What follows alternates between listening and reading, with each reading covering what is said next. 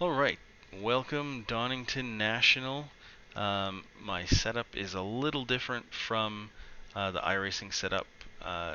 Ride height's a little lower, brake bias is a little less, the toe in is turned up a little bit. You may want to give this a try if you're struggling to find a little bit of pace. You might find it works a little better. 16 laps of fuel, or 16 liters of fuel for the race.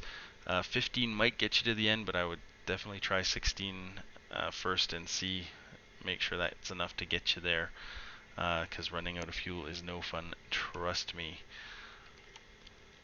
Alright, so we'll go through the laps in slow-mo. Track is 26. That's, I think, a medium temp, so if the track's a little cooler, there'll be more grip and some more time to be had, and if it's hotter than that, watch out, it could get a little slick. So coming up to turn 1, if you're new to Donington, it looks simple, but it can be pretty crashy in my experience. Fourth gear, looking for this blue cone, the end of this blue strip. Shifting, getting hard on the brakes, shifting down into second at this temp. If the track is cooler and your tires are warm, you may want to do this in third, but I find second's a little bit more consistent at this temp. Yeah, so getting down to second gear, pretty hard on the brakes. You want to be slowed down by the end of this white line, and then starting to release the brakes and roll in, and starting to pick up the throttle as early as possible, getting onto the blue curbs here. Basically, look out for this part here. The grass and sand have worn away from the curb, and there is a pretty distinct ridge. It will grab your tire and really upset your car, maybe spin you out, a whole bunch of trouble, so watch out for that. This is a crashy corner, especially in the early laps, and that can be a big part of it, especially running out wide here as well.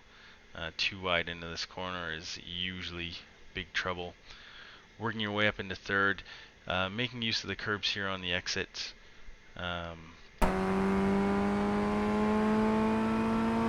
Just shortening the track, hitting the inside here, shifting up into fourth, and then looking for the edge of this sand to start to turn in fourth gear. If the track's cool, you can probably, once the tires are warm, hold this full throttle. But when the tires are cold, or if the track is a little hot, you want to lift here a bit, get on these curbs, just to keep the car under control. Just a little lift there. You want to get over to the left-hand side with your car steady to set yourself up for this next turn, because this is a tricky one. Looking for the sort of the bend in the road here, which may be hard to see if there's a car right in front of you, but basically getting on the brakes, shifting down into third, and then turning into this blue curb. Again, this is a very crashy corner. You can get your tire a little bit on the sand here. Make sure your left-hand tire does not cross this white line. That is an X, and if you get too greedy, I think it's even a slowdown. So watch out for that. Picking up the power as early as possible, and using these blue curbs on the exit as well. Watch out, very crashy corner there. Cars are too wide in front of you. Be prepared to take avoiding action. So not going out wide here, not extending the track, keeping it tight, because you can use a lot of this here. Curb, you can get on the sand again, just watch your tire crossing the white line. There is 1x there, and if you get too greedy, it's even a slowdown, a very painful one, like a lot of these corners on this track. And again, just cutting the corner here, getting on that curb in fourth gear. Again, if the track is cool and your tires are warm, you probably want to do this in third gear, but when the track is a little hotter, or when you're cold tires, second gear I find is a little bit more consistent, and really doesn't cost you too much time. So in real time, it looks like I'm bringing at the end of the curb here. down into second. This is it's a late apex. It really kind of fools you a bit.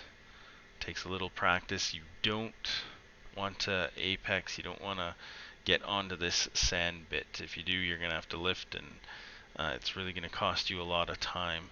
So you really want to turn in after that sandy bit and make use of all of this curb, getting on the power as early as possible, and then exiting wide onto the blue curbs here. Again, if also you cut this corner, which you can, if you get your tire over that line, that's gonna be costly. So third gear, basically, again, this is gonna be a tough one. Gonna be a lot of passing done here, so practice defensive lines. But when you see the sign up here, which you may or may not be able to do depending on the cars in front of you, so it does take a little judgment. You can look for this light tower up here, shifting down into second. It's just a quick blast of brakes and then getting off and getting on the power as early as possible. And this is tough because it's blind. It just takes a lot of practice. But again, you get your tire over that line, big slowdown, big painful slowdown. So picking up the power. Now, you don't want to scrub too much speed. It's easy to do here. If your tires are making a lot of noise, you're going to be losing a lot of time going into the straight. So keep those tires quiet. Don't put too much input into the wheel. Don't put too much throttle on and spin that back end up. Try and keep it as quiet as possible, and you will go faster and as tight a line as possible without scrubbing too much speed. Getting onto those curbs, shortening the track.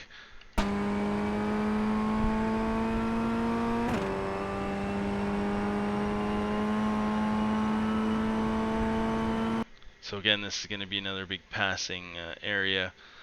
Guys going up the inside, so practice defensive lines. Looking for the end of this fence. You can use this shadow, but depending on weather, that shadow may not be there, so kind of bank on that fence always being there.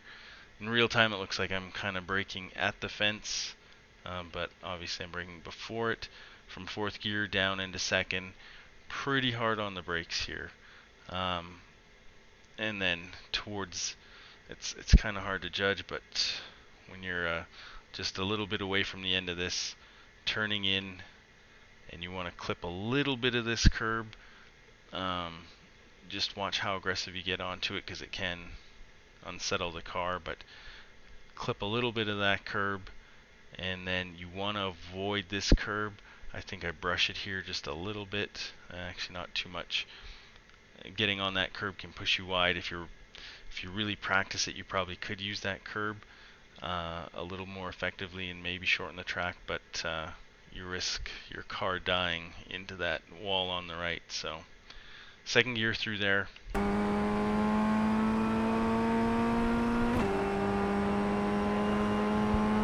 So 112.3. If the track is cooler, definitely low 112s and probably into the 111s. And just be careful out there if it's a little hotter. Watch that track temp. It can catch you out because it does get pretty slick once you get into the 28, something like that. So good luck out there. We'll see you, and we'll see you next time.